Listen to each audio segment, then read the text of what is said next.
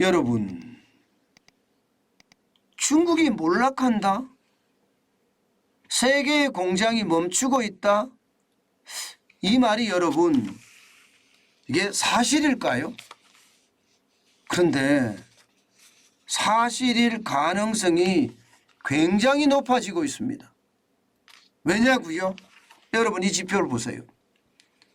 2022년 12월 중국의 수출 감소율입니다. 무려 말입니다. 9.9%가 줄어들었습니다. 이것은요, 코로나19가 대유행을 겪었던 2020년 1월과 2월에 합쳐서 마이너스 17.2%가 줄어드는 이후 최악의 성적표입니다. 중국이 월별 수출 증가율이 지난해 10월에 사실 마이너스 3% 시작을 했었거든요. 마이너스 3%, 마이너스 0.3%. 시작을 했었습니다. 11월에는 마이너스 8.7%까지 줄어들더니 12월에는 마이너스 9.9%까지 줄어들고 있습니다. 지금 전체적으로 보면 3개월 연속 마이너스를 기록하고 있습니다. 이것은 여러분, 이것은 중국 경제가 수출 주도형이 몰락하는 것은 아닌가 그렇게 이야기하고 있습니다. 사실 중국 경제의 핵심 동력이 수출이거든요. 이렇게 되면 4분기 내내 하락세를 이어갈 거다. 이렇게 지금 보고 있고요. 앞으로 중국 경제의 성장률 악화가 불가피하지 않겠느냐. 이렇게 시장은 전망합니다. 더 큰 문제는요. 더 큰 문제는 수출이 이만큼 줄어든다는 사실은요. 중국의 공장들이 여기저기 스톱하고 있다는 거예요. 멈춤하고 있다는 뜻입니다. 여러분도 알다시피 세계 제조업의 공장이 중국이었습니다. 그런데 그 제조업의 공장이라는 말이 무색하게 될 가능성이 높아진다는 뜻이에요. 지금 당장 시장에서 분석은요. 세계 경제가 나쁘기 때문이다. 이렇게 이야기합니다.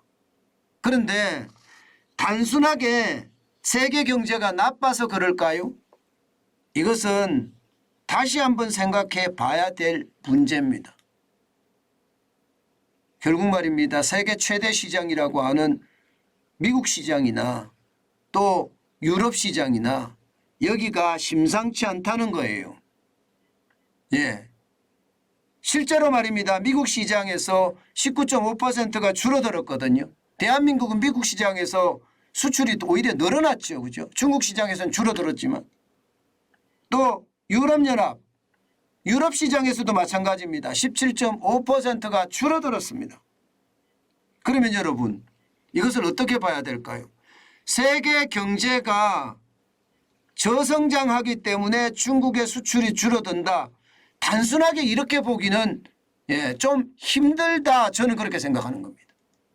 결국 말입니다. 미중 충돌. 거기다가 자유진영과 이 공산진영의 대립.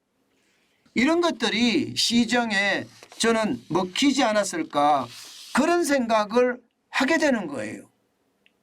다시 말해서 자유진영과 공산진영의 신냉전 체제가 세계의 공장인 중국을 몰락하게 만드는 것은 아닌가 이렇게 해석할 여지가 있다는 뜻입니다. 실제 말입니다. 그런 지표가 나옵니다. 지금 보시다시피 제조업 PMI예요. 제조업 구매관리자 지수거든요. PMI가. 구매관리자 지수면 구매관리자라는 게 여러분 기업에서 한번 보세요. 부품을 수입하든가 구매관리자니까요. 구매. 그죠? 그러면 부품 수입하고 부품을 사들이는 사람들이 경제 지표를 볼 때 가장 정확하게 볼 수 있지 않을까요? 실물 경제 차원에서는 굉장히 중요하게 볼 수 있다고 생각을 합니다. 그런데 이 제조 구매관리자 지수가 12월에 49를 기록했습니다. 여러분, 이게 50이 기준이거든요. 50보다가 높으면요, 경제를 낙관적으로 보고요. 50보다 낮으면 경제를 비관적으로 보는 겁니다. 그런데 지금 말입니다. 지난 8월부터 지금 따지면 5개월 연속 50 미칩니다. 8월에 49.5였죠. 9월에는 48.1이었습니다. 그리고 10월에는 49.2, 11월에도 49.4였고요. 12월에는 49까지 내려앉아 버렸습니다. 이것을 보면 말입니다. 결국 이게 공장이 안 돌아간다는 뜻이잖아요. 이게 부품이든 반제품이든 계속 사들여야지 구매관리자 지수가 굉장히 높아지는데 이게 사들이지 않는다는 뜻이니까 그만큼 어려워질 수 있다, 이렇게 예상할 수가 있습니다. 그래서 이게 이제 중국의 어떤 저성장 현실화됐다는 거예요. 과거처럼 말입니다. 8% 9% 성장하는 일은 없다, 뭐 이렇게까지 이야기해요. 이제 떨어져도 많이 떨어진다, 이렇게까지 말입니다. 여러분 알다시피 중국의 성장률, 올해 성장률 지금 4.3% 잡고 있습니다. 적어도 중국 경제의 규모라고 치면요, 5.5% 정도는 성장을 해줘야 합니다. 그래야지만이 중국 경제가 팡팡 돌아갈 수가 있고요. 실업률이 최소화시킬 수가 있습니다. 실업자가 최소화될 수가 있습니다. 그런데 4.3%면 이거 진짜 불안하다, 이렇게 이야기할 수가 있죠. 더 심각한 것은요. 더 심각한 것은 선진국이 지금 성장률이 진짜 나쁩니다. 지금 선진국 성장률이 0.5% 예상합니다. 특히 미국도 0.5%고요. 유럽이 0% 성장 예상합니다. 물론 유럽은 좀 바뀔 것 같아요. 날씨가 따뜻해져서 말입니다. 봄 날씨라서 유럽의 성장률은 오히려 좋아질 거다, 이런 생각 많이 합니다. 에너지 위기가 오지 않았거든요. 그렇다고 하더라도 0%의 성장률이 갑자기 2%의 성장률, 이렇게 갈 수는 없거든요. 그런 차원이라면 여러분, 결국 말입니다. 중국의 어떤 수출 시장, 달러밭이라고 이야기하는 미국 시장이나 유럽 시장이 나빠지면 중국도 이제는요, 저성장이 고착화될 가능성도 굉장히 높습니다.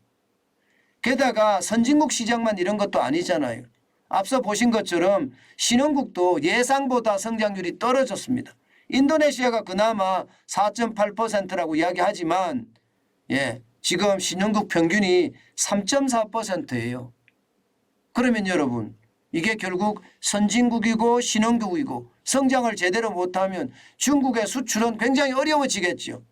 실제로도 그렇습니다. 세계 경제의 성장률 자체가 올해 말입니다. 2023년에 2022년 1월에 전망한 거예요. 세계은행이 전망한 게 1.7%입니다. 그만큼 말입니다. 올해 성장률 굉장히 나빠진다는 이야기죠. 이런 것을 따져봤을 때 여러분, 중국의 상황은요, 참 좋지 않다. 이제 세계의 공장은요, 첨단 제품을 중심으로는 미국으로 옮겨갈 거라고 예상을 하고 있고요. 나머지 제조업의 중심은 대부분 동남아 쪽으로, 인도나 아니면 베트남이나 인도네시아, 말레이시아 쪽으로 이게 가지 않겠느냐, 이런 예상까지 나오고 있습니다. 그렇게 되면 중국의 경제는 진짜 몰락할 수도 있다, 이런 얘기가 점점 나오고 있는 겁니다. 점점 나오고 있는 겁니다. 그만큼 말입니다.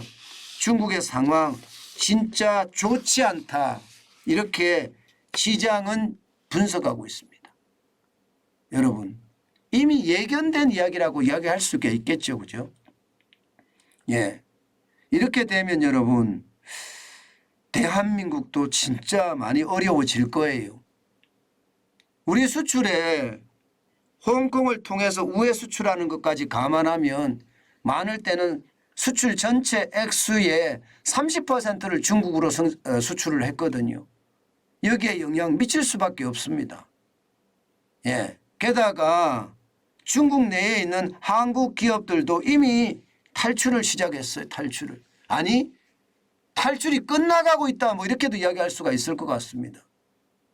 예, 지금 뭐 삼성도 탈출했죠. LG도 탈출했죠. 예, 탈출이 끝나가고 있다. 중소기업들도 지금 탈출 러시를 이루고 있습니다.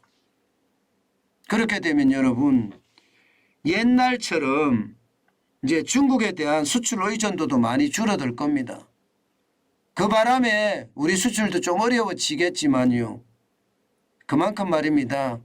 중국의 몰락은 저는 점점 크게 되지 않겠느냐. 더 가속화되지 않겠느냐. 더 빨라지지 않겠느냐. 그런 생각 진짜 많이 하고 있습니다. 그만큼 과거와 현재는요. 중국의 위상이 달라지고 있다. 이런 말씀입니다.